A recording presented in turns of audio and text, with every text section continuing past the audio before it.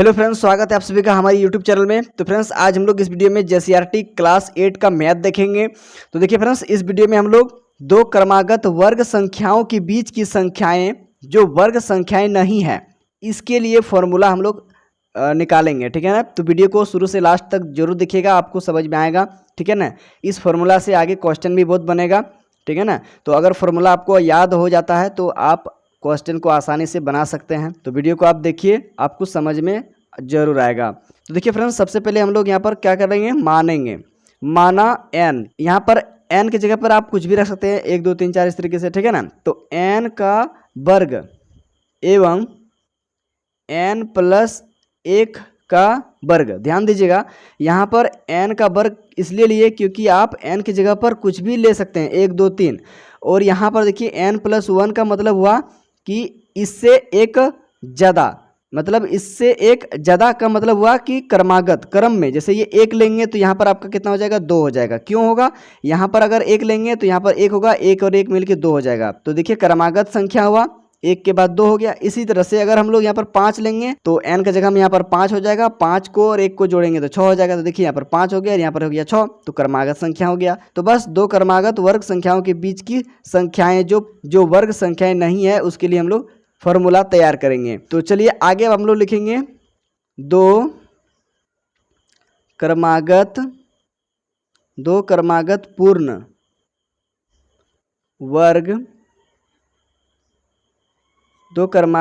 वर्ग संख्या है। उसके बाद देखिए, इसलिए n स्क्वायर एवं n प्लस 1 का स्क्वायर के बीच की संख्या।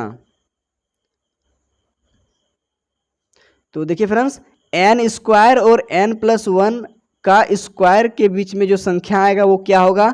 तो हम लोग क्या करेंगे, पहले लिखेंगे n प्लस 1 का स्क्वायर और माइनस करेंगे n का स्क्वायर करेंगे। उसके बाद यहाँ पर इस तरीके से टोटल में से 1 माइनस कर देंगे, आपका ये फॉर्मूला यहाँ से बनेगा। तो सबसे पहले इसको सॉल्व कर लेते हैं।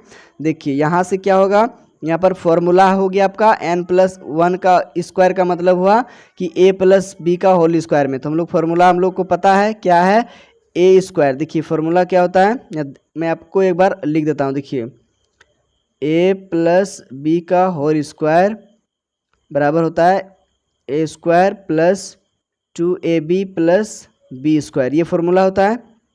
बस इसी फॉर्मूला में यहाँ पर हम लोग पुट करेंगे। ठीक है ना, वैल्यू को। तो चलिए यहाँ पर नहीं, यहाँ से लिखते हैं। देखिए n का स्क्वायर मतलब a का स्क्वायर करना होगा। तो ऐसे a का स्क्वायर है तो यहाँ पर हम लोग n का स्क्वायर करेंगे। फिर यहाँ पर देखिए प्लस, उसके बाद देखिए 2ab, तो 2 लिखेंगे, a की जगह पर n है, n लिखेंगे, b की जगह पे 1 है तो 1 लिखेंगे, 2ab। उसके बाद देखिए प्लस b का स्क्वायर है तो b की जगह पे 1 है तो 1 का स्क्वायर करेंगे, माइनस n का स्क्वायर रहने देंगे और इधर बाहर में -1 तो है ही।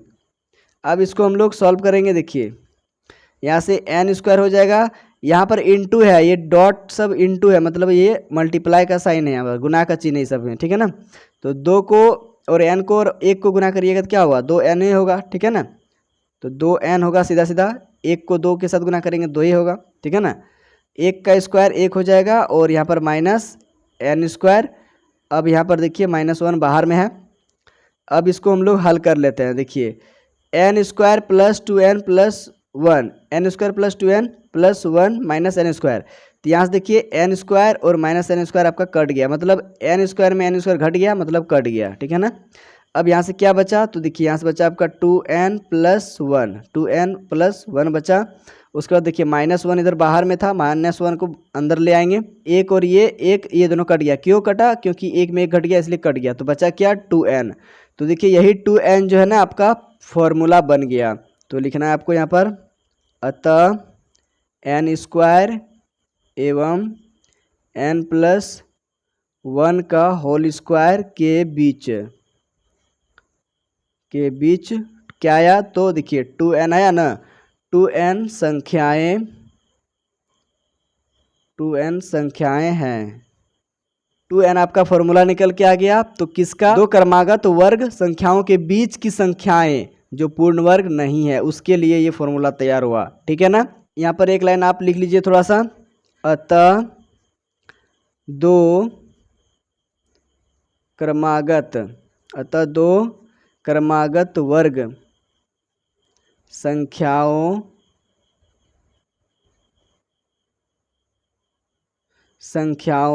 क्या क्या? तो n स्क्वायर एवं n+1 का स्क्वायर के बीच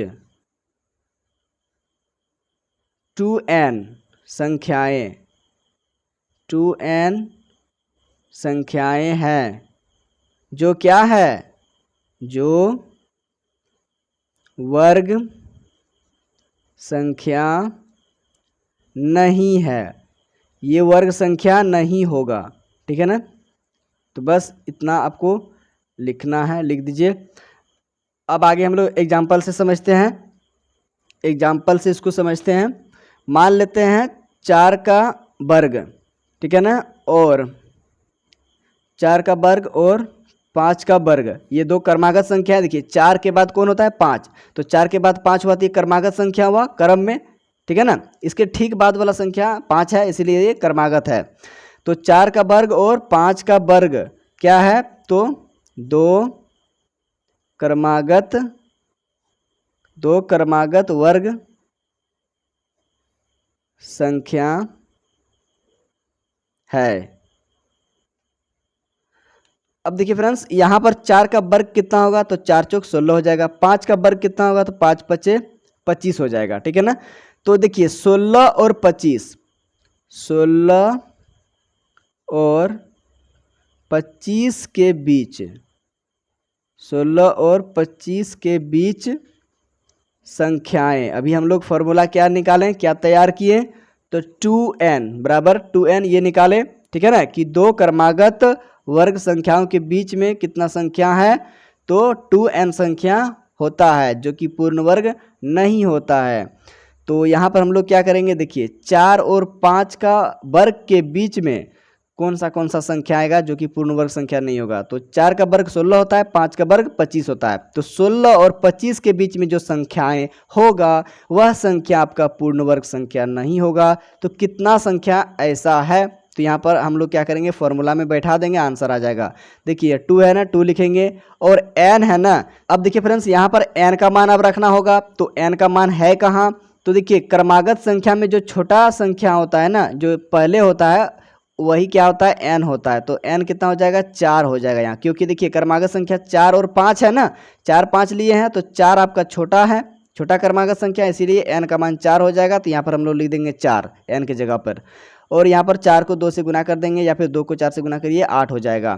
तो देखिए 16 और 25 के बीच में आपका 8 संख्या होगा। ठीक है ना, जो क्या होगा? पूर्ण वर्ग संख्या आपका नहीं होगा। जैसे देखिए 17, ठीक है ना, 17 आपका पूर्ण वर्ग संख्या नहीं है। 18 भी नहीं है। 19 नहीं है। 20 21 22 23 24 ये क्या है? पूर्ण वर्ग आपका संख्या नहीं है। तो बस यही हो गया इसका आंसर। इस तरीके के क्वेश्चन आगे आपको मिलेगा हल करने के लिए, तो आप इसको अच्छे तरीके से समझ लीजिए। अब यहाँ पर आपको एक लाइन लिख देना है। क्या लिखना है? अतः 16 और कितना? 25, 16 और 25 के बीच 8 संख्याएं, बीच 8 संख्याएं हैं जो क्या है? पूर्ण वर्ग संख्याएं नहीं है। क्लियर है फ्रेंड्स? देखिए मैंने अभी आपको क्या समझाया कि 8 टोटल नंबर है 16 और 25 के बीच में, जो कि क्या है? पूर्ण वर्ग संख्या नहीं है। कौन सा?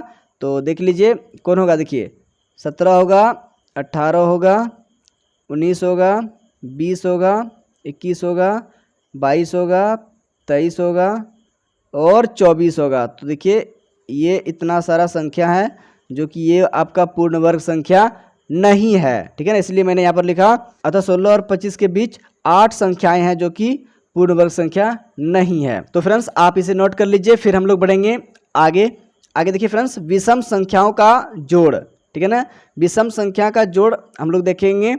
तो देखिए फ्रेंड्स, यहाँ पर विषम संख्या मान लेते हैं एक है, तो एक को अगर हम लोग किसी के साथ नहीं जोड़ेंगे तो क्या होगा, एक होगा। और एक को हम लोग एक का वर्ग के रूप में लिख सकते हैं, क्योंकि एक का वर्ग आपका एक ही होगा, एक का स्क्वायर एक होता है।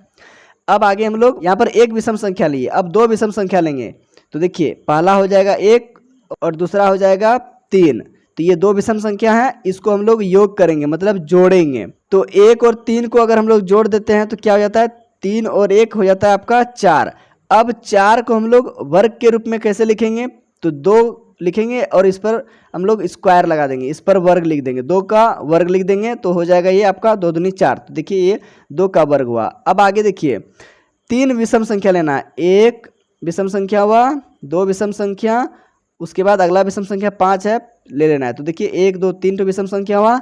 अब इसको आप देखिए जोड़ देना है। तो देखिए क्या हो जाएगा, पाँच तीन आठ और एक नौ। तो यहाँ से आपको लिख देना है नौ। तीनों विषम संख्या को जोड़ने पर 9 आया। अब 9 को हम लोग वर्ग के रूप में कैसे लिखेंगे, तो 3 का वर्ग लिख देंगे। क्या लिखेंगे, 3 का वर्ग, 3 तिया 9 हो जाता है। ठीक उसी प्रकार हम लोग अब आगे बढ़ते हैं। आगे और एक विषम संख्या बढ़ा देते हैं, मतलब 4 तो विषम संख्या लेते हैं, एक विषम संख्या, दो विषम संख्या, तीन विषम संख्या और एक बढ़ा देते हैं 4 विषम संख्या। और सब को अगर जोड़ते हैं ना तो क्या होगा, देखिए 7 और यहाँ से 3 10 5 15 और एक 16। तो यहाँ से आपका 16 आ जाता है। और 16 को अगर हम लोग वर्ग के रूप में लिखेंगे तो 4 का वर्ग लिखेंगे, 4 चौक 16 होता है। क्लियर है। अब यहाँ से देखिए आपको समझ में आया होगा कि अगर एक विषम संख्या है तो एक का स्क्वायर लिख सकते हैं, एक का वर्ग लिख सकते हैं। दो विषम संख्या अगर है और इसको अगर हम लोग जोड़ेंगे तो क्या होगा, दो का वर्ग लिख सकते हैं।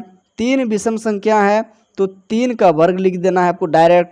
चार विषम संख्या है तो चार का वर्ग आपको लिख देना है।